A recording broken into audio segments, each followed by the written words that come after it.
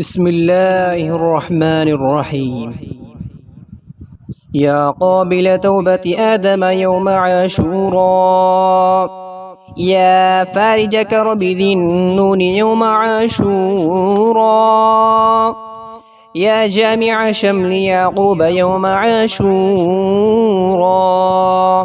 يا سامع دعوة موسى وهارون يوم عاشوراء،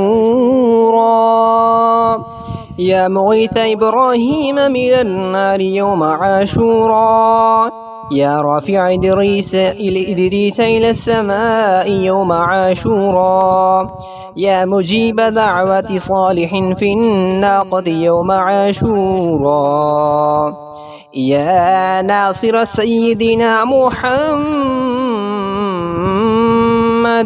صلى الله عليه وسلم يوم عاشوراء،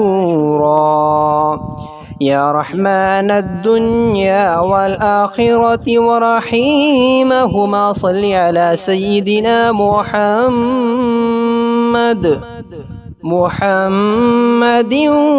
وصل على جميع الأنبياء والمرسلين، واقض حاجاتنا في الدنيا والآخرة، وأطل عمرنا في طاعتك ومحبتك ورضاك، وأحينا حياة طيبة، وتوفنا على الإيمان والإسلام برحمتك يا أرحم الراحمين.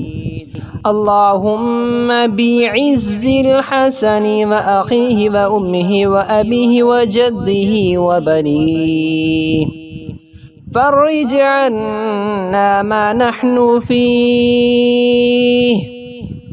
फिर 7 बार पढ़ें।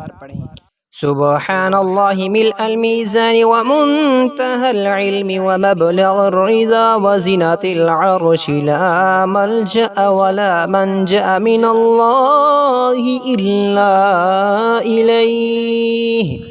سبحان الله عدد الشفع والوتر، وعدد كلمات الله التامات كلها، نسألك السلامة برحمتك يا أرحم الراحمين.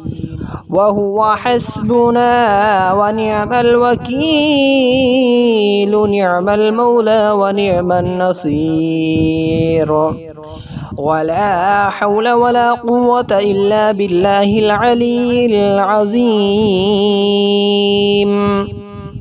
وصلى الله تعالى على سيدنا محمد وعلى آله وصحبه وعلى المؤمنين والمؤمنات والمسلمين والمسلمات عدد ذرات الوجود وعدد معلومات الله،